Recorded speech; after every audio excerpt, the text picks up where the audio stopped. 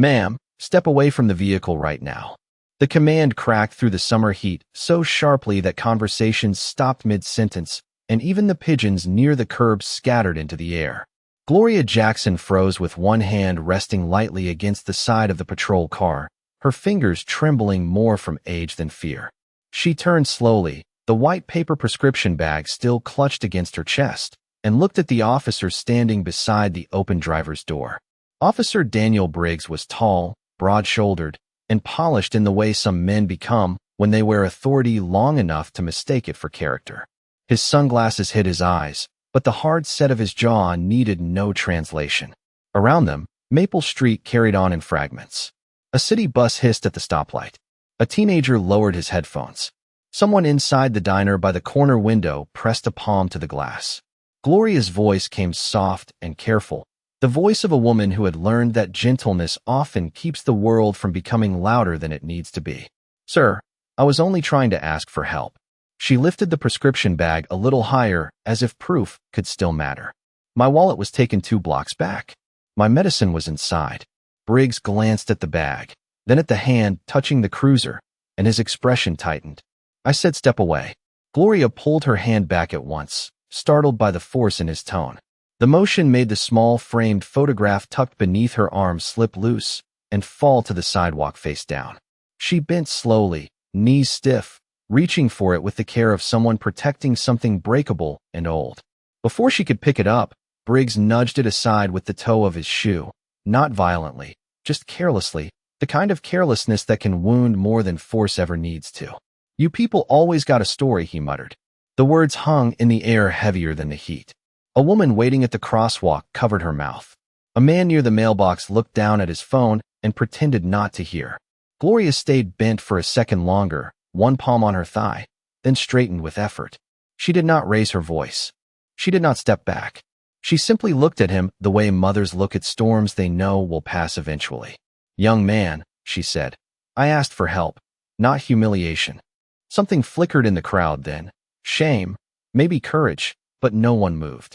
Briggs gave a short laugh without humor. You want help? Start by learning respect. He reached for the prescription bag and examined the label as if deciding whether her need deserved belief. Gloria's eyes followed the bag, worried, tired, but steady. That medication keeps my heart regular, she said quietly. Please. A breeze rolled down the block, lifting napkins from the diner trash can and carrying the smell of fried onions and hot asphalt. Briggs handed the bag back, but not before noticing the photograph now in Gloria's hand. A young man in dress white stood beside her in the picture, smiling beneath a navy cap, one arm around her shoulders. Briggs smirked.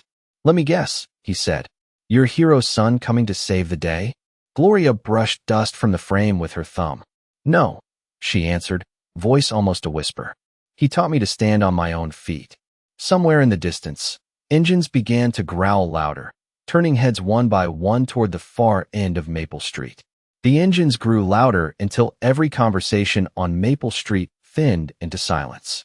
3 black sport utility vehicles turned the corner in perfect spacing, glossy under the noon sun, moving with the controlled precision of men who did not waste motion. They rolled to a stop along the curb, tires whispering against the pavement. Officer Briggs straightened instinctively. His hand moved to his belt, then dropped when he noticed the government plates. The crowd shifted back a few steps as doors opened one after another. Men in plain clothes stepped out first, scanning the street with calm, practiced eyes. Then the rear passenger door opened, and Marcus Jackson stepped onto the sidewalk. He was taller than the man in the photograph, broader through the shoulders, carrying the quiet stillness of someone who had spent years in places where noise could cost lives. He wore dark jeans, a fitted navy shirt, and a small duffel slung over one shoulder. There was no uniform, no medal on display, no need for either. Some people announced themselves with titles. Others changed the temperature of a street just by arriving. Gloria's fingers tightened around the picture frame. For the first time that morning, her face softened. Marcus, she breathed. He heard her immediately. His head turned, and the stern focus in his eyes melted into something warm and boyish for a heartbeat. Mama. He crossed the sidewalk quickly, not running, but fast enough that strangers moved aside without being asked. When he reached her, He set down the duffel and took both her hands in his. He looked from her face to the prescription bag, then to the dust on the frame, then back to her eyes. "You all right?" he asked quietly. Gloria nodded once, though the answer carried more grace than truth. "I am now." Briggs cleared his throat and stepped forward. "Sir, this area is active police business." Marcus turned toward him slowly. The movement alone made the officer hesitate. "Is it?" Marcus asked. His voice was calm, low, almost gentle. "Because from where I am standing, it looks like my mother asked for help and got something else." A murmur passed through the crowd. The woman at the crosswalk lifted her phone higher. The teenager with headphones had already started recording. Briggs adjusted his posture. "Your mother was interfering with official property." Marcus glanced at the patrol car, then at Gloria's thin hand, then back at Briggs. "My mother is 72 years old and weighs maybe 110 pounds on a good Sunday dinner. If she interfered with your vehicle, that car should be ashamed." A few people laughed before catching themselves. Even the bus driver leaned out his window to watch. Briggs flushed beneath the collar. "Watch your tone." Marcus stepped half a pace closer, not threatening, just certain. "No, officer. You watch yours." That woman worked double shifts for 30 years, buried her husband, raised a son who served this country overseas, and still says thank you to cashiers who hand her change. So let us be clear about who deserves respect on this sidewalk. Gloria touched Marcus's forearm lightly. "Son." He exhaled and softened at once. "Yes, ma'am." She nodded toward the dropped photograph. Marcus bent, picked it up, and wiped the glass clean with the edge of his shirt. Behind them, one of the men from the vehicle spoke quietly into an earpiece. At the far end of the block, two news vans turned the corner, their antennas rising like metal flags. The first news van stopped crooked at the curb, and before the engine fully died, two reporters were already stepping out with microphones in hand. Camera operators followed close behind, lenses rising like a second row of eyes for the city. Maple Street, which only minutes earlier had been another ordinary block of traffic and errands, now felt like a stage no one had agreed to stand on. Officer Briggs looked from the cameras to Marcus, then to the black vehicles lined behind him. The confidence he had worn so casually was beginning to slip at the edges. Marcus picked up his duffel and set it beside his mother's feet, then turned to one of the plainclothes men. "You got that package?" The man nodded and handed over a slim tablet sealed in a protective case. Marcus tapped the screen once and held it up. "This intersection has city cameras on both corners, plus 2 private security feeds." Briggs stiffened. "You cannot access police systems." Marcus did not even look at him.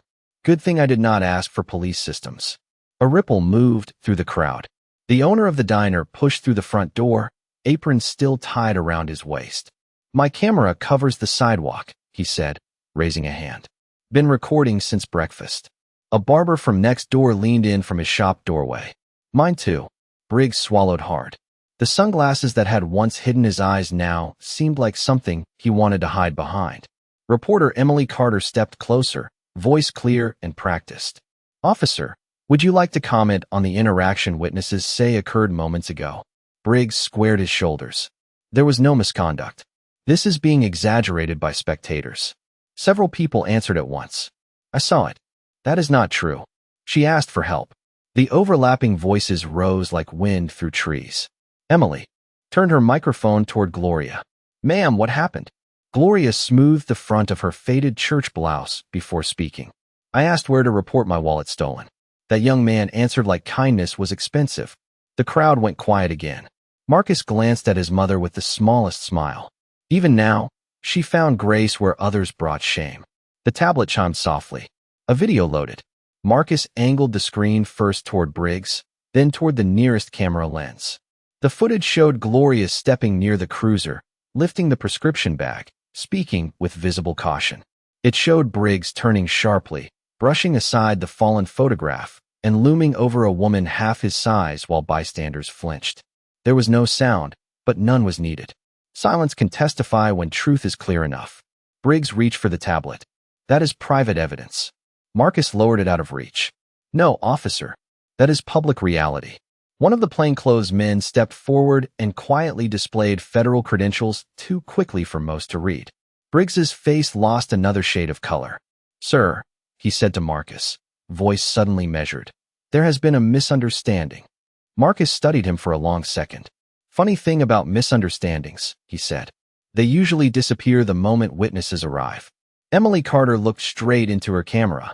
We are live now on Maple Street, where newly surfaced video appears to contradict an officer's statement. Across the street, people who had been strangers all morning stood shoulder to shoulder. The bus driver shut off his engine so passengers could watch through open windows. Gloria reached into her bag and took out a small bottle of water, offering it first to the same officer who had denied her dignity. Briggs stared at it, unable to move. Marcus looked at his mother in disbelief. She simply said, "Thirst can make people forget themselves." Sirens did not arrive this time. Accountability did. 2 unmarked sedans rolled onto Maple Street and stopped behind the patrol car with none of the drama of emergency lights. Only the heavy finality of doors opening in sync. 3 officials stepped out, in dark jackets marked internal affairs across the chest. The words were plain white letters, but on that sidewalk they landed harder than thunder. Officer Briggs took 1 step backward before remembering cameras were watching. The tallest investigator, a gray-haired woman with a leather folder tucked under one arm, approached without hurry. "Officer Daniel Briggs?" she asked. His throat moved before his voice did. "Yes, ma'am." She held out a hand. Badge, duty phone, and body camera. A sound moved through the crowd like a held breath finally released. Briggs hesitated only a second, but it was long enough for everyone to notice. Marcus said nothing. He simply stood beside Gloria with one hand resting on the handle of his duffel, the other lightly supporting his mother's elbow. Briggs unclipped the badge first. The small metal shield that had gleamed in the sun now looked strangely dull in his palm. Then came the phone, then the camera from his chest mount. Each item passed into the investigator's hand with less certainty than the one before it. Emily Carter leaned toward her lens. "We are witnessing the immediate seizure of official equipment following the release of multiple videos." The barbershop crowd applauded once, then stopped, unsure whether celebration was proper. Gloria did not clap. She only watched with the solemn calm of someone who knew consequences were never joyful, only necessary. The gray-haired investigator opened her folder. "Officer Briggs, you are being placed on administrative leave pending review of conduct, misuse of authority, and failure to assist a citizen requesting emergency guidance." Briggs stared. "This is over a misunderstanding." "No," she replied. "This is over a pattern." That single word changed the air again. A younger investigator beside her was already scrolling through a tablet. 3 prior complaints in 18 months, he said quietly. 2 dismissed. 1 unresolved. The crowd reacted louder this time. A woman near the bus stop shook her head. "I told them." The diner owner crossed his arms. "So did half this block." Briggs looked around as if betrayal had appeared from nowhere, not realizing it had lived beside him all along. He turned toward Marcus. "You think you won something here?" Marcus met his gaze without heat. "No, officer. My mother lost her wallet. The neighborhood lost trust. You lost perspective. Nobody won." Even Emily Carter lowered her microphone for a second. Briggs opened his mouth, then closed it again. There are moments when pride searches for words and finds only mirrors. Gloria stepped forward 1 careful pace. "Young man," she said to Briggs, and her voice held no cruelty. "The uniform was supposed to help you carry people, not stand above them." The street fell silent enough to hear the flutter of a newspaper page caught beneath a parked car. The investigator nodded to another officer who had just arrived to collect the cruiser keys. Briggs removed them from his belt slowly. The jingle of metal sounded smaller than anyone expected. As the replacement officer drove the patrol car away, the empty space it left at the curb seemed larger than the vehicle itself. Emily turned back to camera. What began as a routine city morning has become a reckoning on Maple Street. Marcus bent to pick up the prescription bag his mother had nearly forgotten. He checked the label, then smiled faintly. "Pharmacy closes in 40 minutes, Mama." Gloria adjusted her hat. "Then we should not keep medicine waiting." Behind them, the investigators escorted Briggs toward the sedan, while in front of them, the neighborhood opened a path. The walk to the pharmacy took less than 5 minutes, but on Maple Street it felt ceremonial. Store owners stood in their doorways. Passengers on the stopped bus watched through open windows. A teenage boy who had recorded everything lowered his phone and, for once, just looked.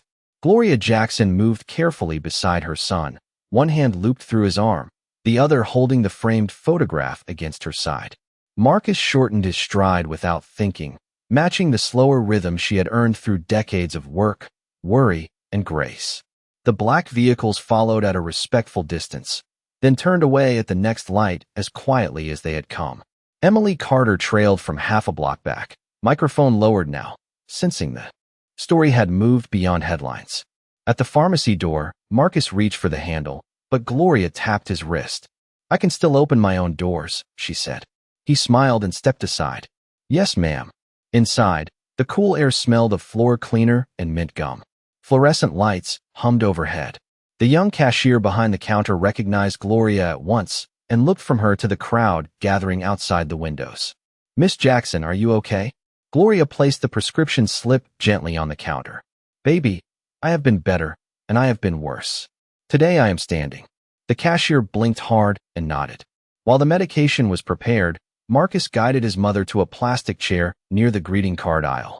He knelt in front of her, tying the loose lace on her walking shoe the same way she had once tied his before school. Gloria watched him with soft eyes. "You came fast," she said. "I landed 30 minutes ago," Marcus answered. "I was driving from the airport when Mr. Lewis from the diner called." Gloria glanced through the front window where the diner owner stood pretending not to watch. "That man cannot keep a secret longer than a pancake." Marcus laughed, the first full laugh anyone had heard from him that day. Then his face settled again. "Mama, why did you not call me sooner about the neighborhood getting rough?" She touched his cheek with weathered fingers. "Because sons who serve the world should not have to carry every trouble on one block." He looked down. "I would carry yours." The pharmacist approached with a small white bag and an embarrassed expression. "Miss Jackson, this one is covered. Someone paid already." Gloria frowned lightly. "Who?" The pharmacist pointed toward the entrance. Officer Ramirez, the replacement officer who had taken the cruiser, stood just inside the doorway holding his cap in both hands.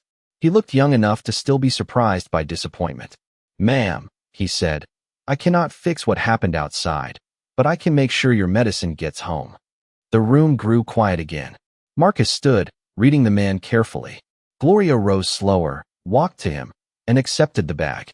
"Thank you for remembering what the badge is for," she said. Ramirez lowered his eyes. "I am trying to, ma'am." Outside, people parted as Gloria stepped back onto the sidewalk. The sun had softened, turning storefront glass gold. Emily Carter finally raised her microphone once more. "Miss Jackson, after everything today, what would you like people to remember?"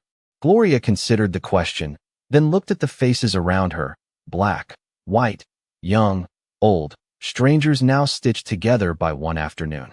"That dignity is not something another person gives you," she said. "It is something they fail to take." No one spoke after that. Even traffic seemed to wait.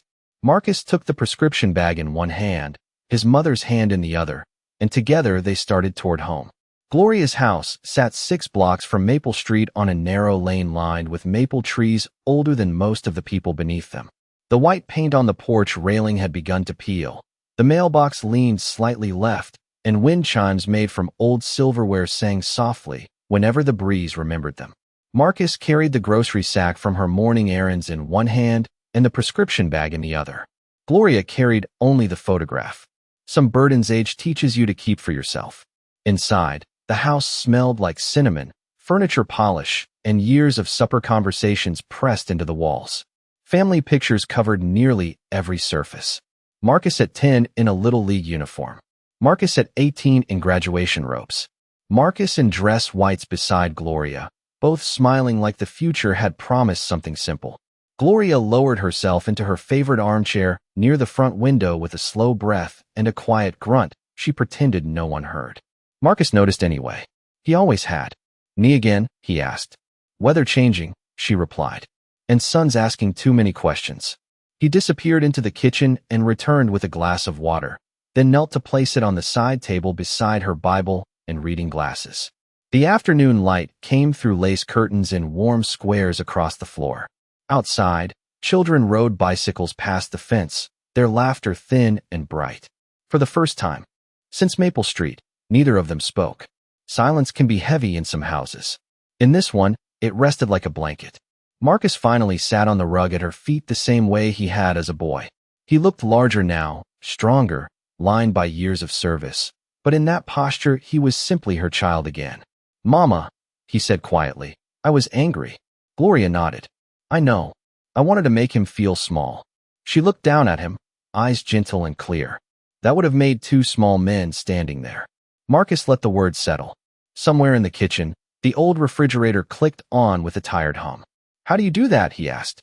"Do what?" "Stay kind when people hand you reasons not to." Gloria leaned back and folded her hands over the photograph. "Because bitterness is rent you pay for a room you never wanted." Marcus smiled despite himself. "You always talk like that. Only when somebody needs sense." He shook his head and laughed softly. Then his face changed. "I missed birthdays, holidays, doctor appointments. I was across oceans while you handled everything alone." Gloria reached down and rested her hand on his closely cut hair. "You were where duty placed you. I was where love placed me. Both are honorable." Tears rose in his eyes before he could stop them. He bowed his head, and she stroked it once, slowly, the way she had when nightmares visited him as a child. The front screen door creaked open without knocking. Mr. Lewis from the diner stood there holding a foil-covered casserole dish and trying to look casual. "I brought lasagna," he announced. "And before you ask, yes, I used extra cheese because healing requires sacrifice." Gloria laughed so suddenly she had to wipe her eyes. Marcus stood and took the dish. "Come in, Mr. Lewis." "Only for a minute," he said, already stepping inside. Behind him, neighbors approached one by one carrying cornbread, peach cobbler, flowers from front yards, even a bag of oranges no one could explain. By sunset, Gloria's tiny living room was full of folding chairs, paper plates, and people who had decided that dignity defended in public should be honored in private. Marcus stood near the doorway watching strangers. Become community, and for the first time in years, the warrior in him felt something rarer than victory. He felt home. By 8 o'clock that night, Maple Street was still glowing. Not from sirens or camera lights this time, but from porch lamps, diner signs, and the warm spill of windows left open to summer air.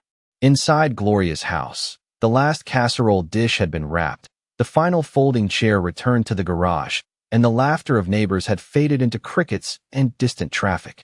Marcus stood alone on the front porch with a mug of coffee gone cold in his hand. He had faced storms at sea, nights without sleep, missions no one could discuss in daylight. Yet the image that would not leave him was his mother standing beside that patrol car, small in frame, unshaken in spirit. The screen door opened behind him. Gloria stepped out wearing a light sweater over her church blouse, moving slowly but stubbornly without the cane Marcus had set by her chair. "You brewed too loudly," she said. "I can hear it from the kitchen." He pulled a second chair forward. "Come sit." She lowered herself beside him with practiced care. For a while they watched moths gather around the porch bulb. Across the street, Mrs. Talbot watered flowers in curlers and slippers as if nothing historic had happened that day. Life had a way of returning to ordinary, sometimes before hearts were ready. Marcus finally spoke. "I am thinking about staying." Gloria did not turn. "For how long?" "Long enough." She smiled faintly. That is a soldier's way of saying he has no idea. He exhaled through his nose. "My next assignment starts in 3 weeks. I could request leave. Transfer closer. Maybe retire." The last word sounded strange in his mouth, like a coat that did not fit. Gloria folded her hands in her lap. "Do not make life decisions out of one bad afternoon." "It was not one afternoon." His voice tightened. "It was years I did not see. Things you never told me. Knees hurting. Roof leaking. Men in uniforms forgetting who they serve." Gloria looked at him then, steady and direct. "And if you stay, will time reverse? Will my knees become 25? Will roofs stop aging? Will foolish men become wise because my son lives nearby?" Marcus looked away. "No, ma'am." "Then stay for love, not guilt." The words landed softly, but they struck deeper than shouting ever could. He nodded once. A car door closed at the curb. Both of them looked down to see Officer Ramirez approaching in plain clothes, hat in hand again. He stopped at the bottom step. "Sorry to bother you this late." Gloria gestured toward the porch. "Come up if you brought manners." He smiled nervously and climbed the steps. "Ma'am, I wanted to let you know the department released a statement. Officer Briggs has been suspended pending full review. They are also reopening prior complaints." Marcus studied him. And Ramirez swallowed. And the chief wants to meet community leaders next week. They asked if Miss Jackson would attend. Gloria blinked once, surprised. Me? Yes, ma'am. They said people trust your voice. She leaned back in her chair and looked at the dark street where children had played only hours earlier. Funny, she said. This morning nobody trusted my question. Ramirez lowered his eyes. I know. She let the silence sit long enough to teach. Then she nodded. I will come. Marcus glanced at her. You sure? Baby, if the door finally opens, you do not complain about the hinges. Ramirez laughed, relieved enough to breathe fully again. He thanked them and headed back to his car. Marcus watched him go. You really think people can change? Gloria reached over and patted his hand. I raised a boy into a man. I have seen harder miracles. Somewhere down the block, a porch light flicked off. Then another. Night settled gently over the neighborhood, and for the first time in years, Marcus did not feel pulled between duty and home. They were sitting side by side. The community meeting was held the following Thursday in the old municipal auditorium, a brick building that smelled faintly of varnish, paper, and decades of arguments. Folding chairs filled the floor in neat rows, though by 6 o'clock people were standing along the walls and lining the back hallway. Maple Street had shown up in work boots, nurse scrubs, barber aprons, church hats, school hoodies, and pressed office shirts. Some came angry. Some came hopeful. Most came because they were tired. Marcus stood near the side entrance in a plain button-down shirt, arms folded, scanning the room by instinct more than concern. Gloria sat in the front row wearing a blue suit she saved for funerals and Easter.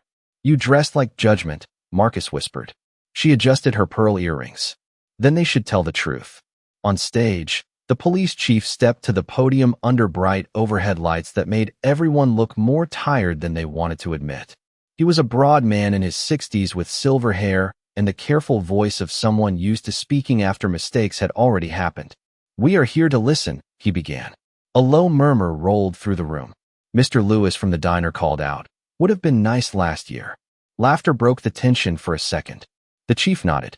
Fair enough. He spoke of reforms, training, transparency, accountability. Good words, polished words, words that had been used before in rooms like this all over the country. People listened with crossed arms. Then he invited public comment. A teacher spoke first about students afraid to walk home. A mechanic spoke about being stopped 3 times in 1 month. A nurse spoke about calling for help and being treated like a suspect in her own driveway. Each story landed like another stone on a table already crowded. Finally, the chief looked toward the front row. Miss Jackson, if you would honor us. Gloria rose slowly, using the armrest but refusing Marcus's hand. The room quieted before she reached the microphone. She adjusted it downward and looked out at faces she knew and faces she did not. I did not come to embarrass anyone, she said. Life already handles that when needed. A few smiles flickered. I came because respect should not depend on whether cameras are rolling. The room answered with applause. She raised one hand, and the sound settled. Young officers need training, yes. Policies matter, yes. But no manual can replace character. If a badge makes a person feel taller than their neighbor, then they were too small before they put it on. Even the chief looked down at that. Marcus watched from the wall, pride moving across his face like sunlight through water. Gloria continued. And to my neighbors, let us not become what hurt us. Demand justice. Keep records. Show up. Vote. Teach your children dignity before the world tries to teach them fear. The applause this time rose longer, stronger, feet joining hands. Some people stood. Then a side door opened quietly. Officer Briggs entered in a plain suit without insignia, accompanied by an attorney and one city official. Heads turned sharply. Marcus straightened. The room tightened like a fist. Briggs looked smaller without the uniform, not because cloth creates power, but because sometimes it hides weakness. He approached the chief, whispered something, then turned toward the microphone. Miss Jackson, he said, voice unsteady. I asked to come because I owe you an apology. Boos broke out instantly. Gloria lifted her hand again, and silence obeyed her faster than authority had obeyed the chief. Briggs swallowed. I was arrogant. I was dismissive. I forgot the job and remembered only myself. He looked at the floor, then forced his eyes up. There is no excuse for that. The room waited for Gloria's response as if the whole city had leaned forward at once.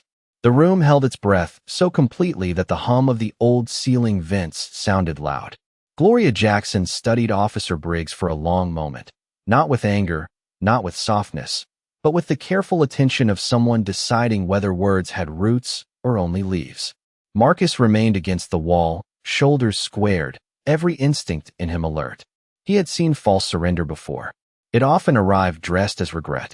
Briggs stood at the microphone with both hands clasped in front of him, no badge to steady them now. "Miss Jackson," he said again, voice quieter this time, "I cannot undo what I did. I can only admit it, accept what follows, and try to become better than the man who stood on that street." No one moved. No one rescued him from the silence. Gloria stepped toward the microphone, but instead of taking it, she turned slightly so she could face him directly. "Do you know why people are upset?" she asked. Briggs nodded. Quickly. "Because I disrespected you." Gloria shook her head once. "Partly. They are upset because too many people have stories that sound like mine." The words moved through the auditorium heavier than applause. Briggs lowered his eyes. "Yes, ma'am. And do you know what apology costs?" she continued. He hesitated. "Pride. That is the down payment," Gloria said. "Change is the rest." A murmur of approval spread across the rows. The chief looked like a man hearing truth he could not file away. Gloria then did something no one expected. She reached out her hand. Briggs stared at it, as if unsure he deserved to understand what he was seeing. Slowly he took it. She did not smile. She did not perform forgiveness for the crowd. She simply held his hand long enough for cameras, neighbors, and officials alike to witness that dignity never needs revenge to prove its strength. Then she released him. "Now earn it," she said. The applause began in the back rows, then rolled forward like rain across a roof until the whole room stood. Some clapped for Gloria, some for themselves, some because hope had entered a building where cynicism usually rented the front seats. Marcus blinked hard and looked away for a moment. When he looked back, his mother was already returning to her chair as if she had only gone to straighten a picture frame. After the meeting, people filled the aisles with handshakes, tears, invitations, and promises to organize. Emily Carter caught Marcus near the exit. "Do you think justice happened tonight?" she asked. Marcus glanced across the room where Gloria was laughing with the nurse, the mechanic, and Mr. Lewis from the diner. "Justice started," he said. "That is different." Outside, the air had cooled. Streetlights painted amber circles on the sidewalk. Gloria walked down the steps slowly, one hand on the railing, the other tucked through her son's arm. Across the street, Officer Ramirez helped an elderly veteran into a car before jogging back to hold the door for a mother carrying groceries. Small acts, almost invisible, were beginning to grow where larger failures once stood. Marcus opened the passenger door of his truck for Gloria. Before getting in, she looked up at him. "You still thinking about staying?" He smiled. "I requested the transfer this afternoon." She nodded as if she had known all along. "Good. The porch needs fixing." He laughed, the deep, free laugh of a man who had finally chosen where strength belonged. As they drove home through streets now quiet and ordinary again, Maple Street passed by the window in pools of light and shadow. The patrol spot at the curb was empty. The diner sign still glowed. A teenager swept the sidewalk outside the barber shop. Somewhere a screen door closed. Somewhere music played low. Somewhere a city kept learning itself. Gloria rested her hand over her son's. Neither spoke. Some victories arrive with cheers. The real ones arrive with peace.